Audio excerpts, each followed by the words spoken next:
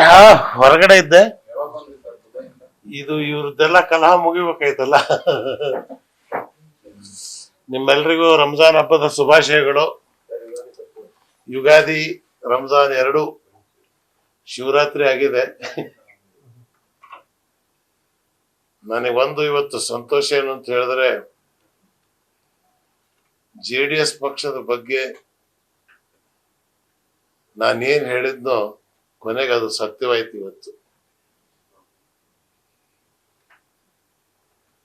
ದೇವೇಗೌಡರಂತ ಮುಖಂಡತ್ವ, ಕೆಂಪೇಗೌಡನ ಮಕ್ಕಳು ಸ್ವಾಭಿಮಾನ ಇರ್ತಕ್ಕಂಥ ಒಕ್ಕಲಿಗ ಸಮಾಜ,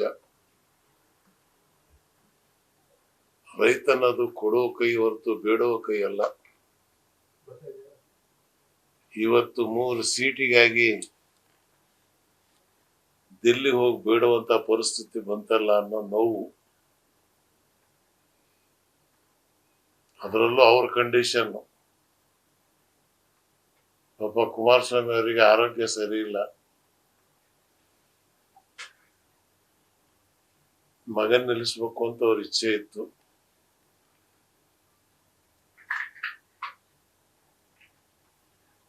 ಆದರೆ ಅಮಿತ್ ಶಾ ಅವರ ಡೈರೆಕ್ಷನ್ ಅವರು ಪಾಲನೆ ಮಾಡೋದು ಬಂತು.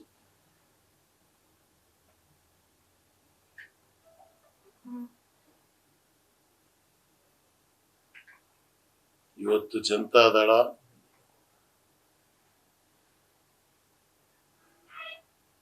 ಜಯಪ್ರಕಾಶ್ ನಾರಾಯಣ್ ಭವನ ಅಂತ ಹೆಸರೇನು ಇಟ್ಕೊಂಡಿದ್ದೀರಿ,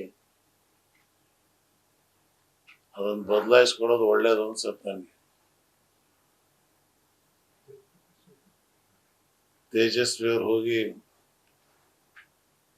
ಭಾಷಣ,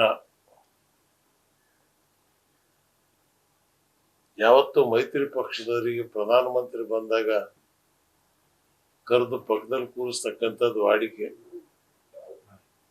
ಇಲ್ಲಿ 2 ಸಲ ಮೋದಿ ಬಂದ್ರು ಕೂಡ ಇವರನ್ನ ಕ್ಯಾರೆ ಅಂತ ಕರೀಲಿಲ್ಲ.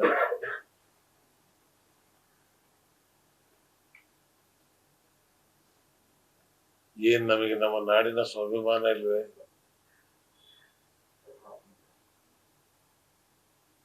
ಎಪ್ಪತ್ತು ವರ್ಷದ ಇತಿಹಾಸದಲ್ಲಿ ಕೆಂಪು ಕೋಟೆ ಮೇಲೆ ಬಾವುಟ ಹಾರಿಸಿದಂತ ಒಬ್ಬ ಕನ್ನಡಿಗ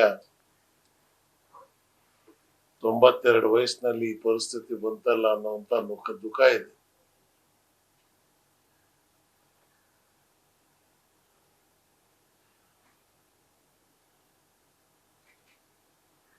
ಇವತ್ತು ನಾವು ಬಹುತೇಕವಾದಂತ ಕಾರ್ಯಕರ್ತರು ಇವತ್ತು ಜನತಾದಳದವ್ರು ಏನ್ ನನ್ನ ಜೊತೆಯಲ್ಲಿ ಉಳ್ಕೊಂಡಿದ್ದಾರೆ, ಮುಂದಿನ ಚುನಾವಣೆಯಲ್ಲಿ ಇಂಡಿಯಾ ಗಠಬಂಧನಕ್ಕೆ ನಾವೇ ವಾಲಂಟಿಯರ್ ಆಗಿ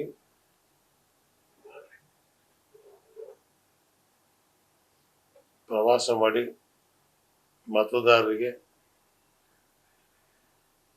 ಪ್ರಜಾಪ್ರಭುತ್ವನ ಉಳಿಸ್ತಕ್ಕಂಥದ್ದಕ್ಕೆ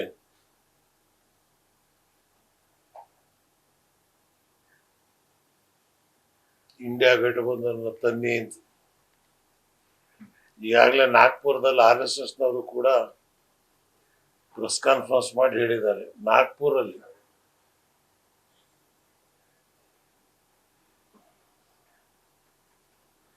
ಸತ್ಯ ಮರೆಮಾಚಕ್ಕಾಗಲ್ಲ. ಎಲೆಕ್ಟ್ರಲ್ ಬಾಂಡ್ ಮಾರ್ಟಿನ್ 1400 ಕೋಟಿ ರೂಪಾಯಿ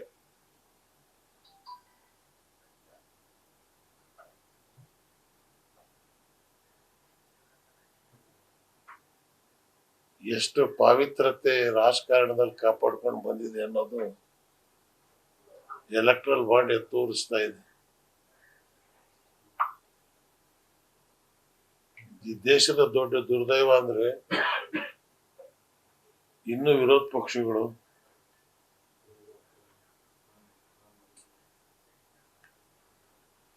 ಯಾವ ರೀತಿ 77ರಲ್ಲಿ ಹೋರಾಟ ಮಾಡಿದ್ವೋ ಆ ರೀತಿ ಹೋರಾಟ ಮಾಡ್ತಕ್ಕಂಥದಕ್ಕೆ ಇನ್ನೂ ಇನ್ನು ಸಜ್ಜಾಗ್ತಾ ಇಲ್ಲ. ಎಷ್ಟನೇ ಸೀಸನ್ ಸರ್? 77. ಅವತ್ತು ಜಯಪ್ರಕಾಶ್ ನಾರಾಯಣರವರ ನೇತೃತ್ವ ಇತ್ತು.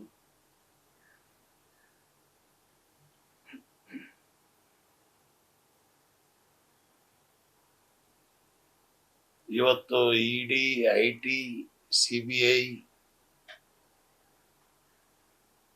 ವೋಟಿಂಗ್ ಮಿಷನ್ ಇದು 4 ಒಂದು ದೊಡ್ಡ ಅಸ್ತ್ರ ಆಗಿದೆ.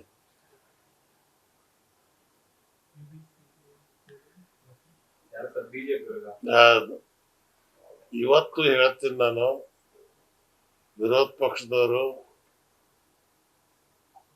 ಮಿಷಿನ್ ವೋಟಿಂಗ್ ಬೇಡ, ಬ್ಯಾಲೆಟ್ ಬೇಕು ಅಂತೇಳಿ ಹೋರಾಟ ಇವ್ರು ಮಾಡದೇ ಇದ್ರೆ